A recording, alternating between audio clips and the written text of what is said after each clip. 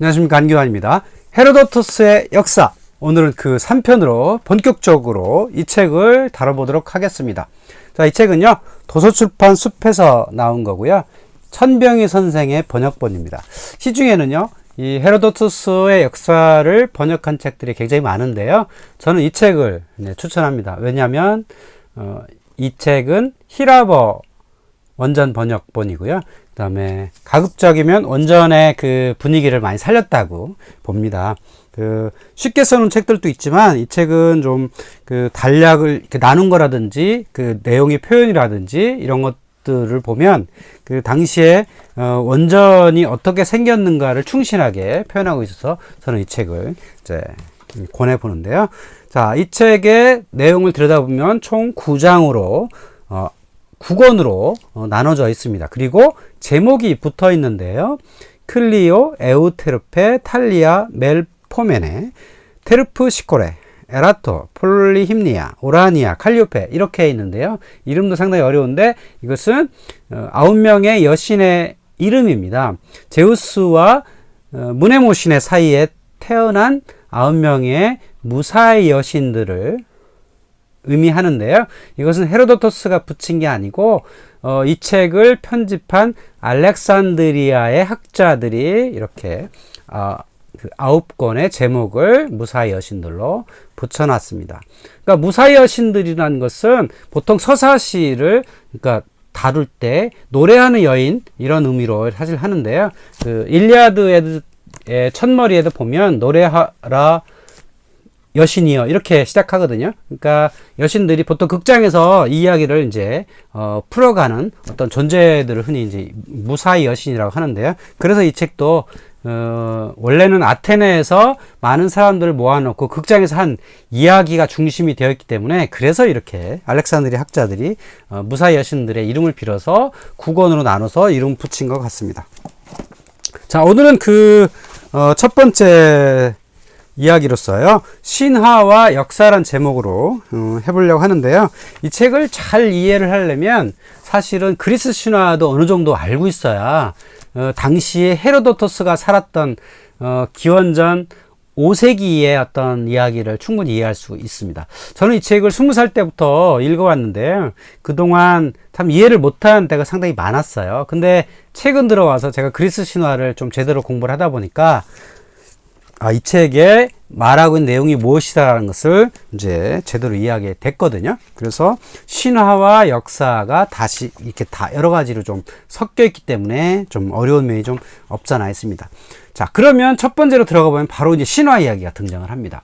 자, 헤로도토스는 이 책의 서문에 뭐라고 말을 하냐면, 할리카르나소스 출신의 헤로도토스는 이 거대한 전쟁, 그러니까 그리스와 페르시아가 싸웠던 이 전쟁의 전모를 밝히기 위해서 이 책을 기록한다 이렇게 말하거든요. 그러면 그 전모란 게 무엇이냐? 동쪽에 있었던 페르시아가 서쪽에 있었던 아테네 중심의 여러 도시국과 싸웠던 그 전쟁 이야기거든요. 근데 그 전쟁이 어떤 계기로 시작했느냐? 바로 에게해를 중심으로 두 지역 간에 서로 주고받았던 이야기로부터 시작을 합니다.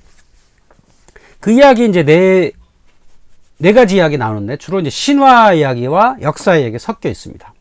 자, 첫 번째는 이오라는 여인과 관련이 있는데요.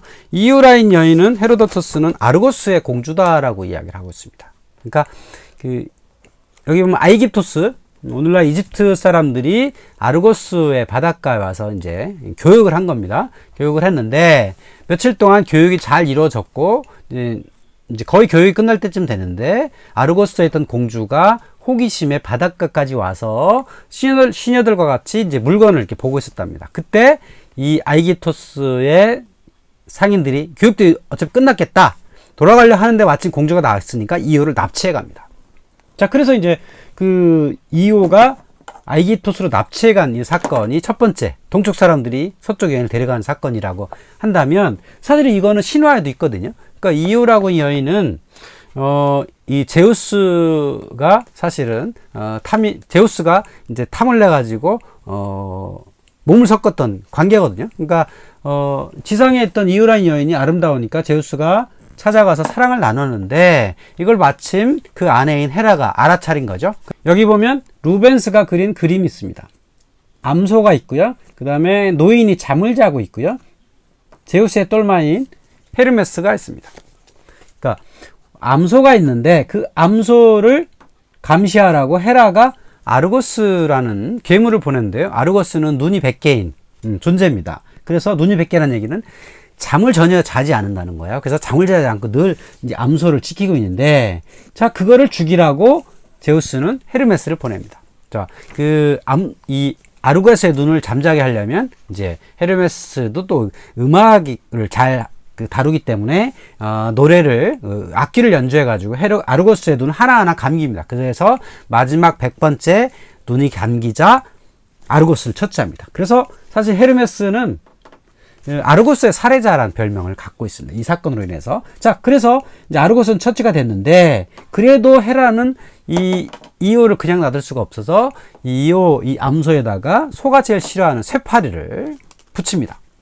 그러자 이오는 쇠파리를 견딜 수 없어서 이런 경로를 거쳐서 도망을 치게 됩니다. 이렇게 테살리아를 거쳐서 트라케아를 거쳐서 바다를 건너서 이렇게 이오니아를 거쳐서 아이기토스까지 가게 되는데, 그때 건넌 바다가 뭐냐면 보스포러스라고 하는 겁니다. 오늘날 이스탄불에 있는 그 해협을 보스포러스라고 부르지 않습니까? 근데 보스포러스란 암소가 건넌 바다다라고 해서 보스포러스라고 부른다고 합니다. 자, 이 이야기는 뭐냐면 서쪽에 있던 이오란 여인을 동쪽에 있던 사람들이 납치한 사건이다라고 이제 했던 거죠. 자, 두 번째는 뭐냐면 동쪽에 있는 여인을 서쪽 사람들이 납치해간 사건. 우리 이제 에우로파라고 하는 여인의 신화를 알죠? 동쪽 레반트 지역에 에우로파란 여인이 바닷가에 놀고 있었는데, 제우스가 또 이 여인을 한번 어떻게 해보려고 이때도 황소로 변신을 해가지고 에우로파 여인을 꼬십니다. 그러자 이 에우로파 여인이 황소가 아주 아름답고 늠름하니까 황소퉁이를 탔는데, 그 황소가 막 헤엄을 쳐가지고 어디로 가냐면 크레타 섬으로 가서 여기서 둘이 사랑을 나누게 되고, 여기서 아들이 나오는데 그 사람이 미노스라고 하는 거죠. 그 미노스가 주도된 문명이 미나 문명이다 라고 하는 게 우리 이제 신화로 이제 알고 있는 거죠. 자, 헤로도토스는 그럼 역사적으로 뭐냐? 이쪽에 있는 어떤 사람들이 또 동쪽에 와서 여인을 납치해간 사건 있었죠.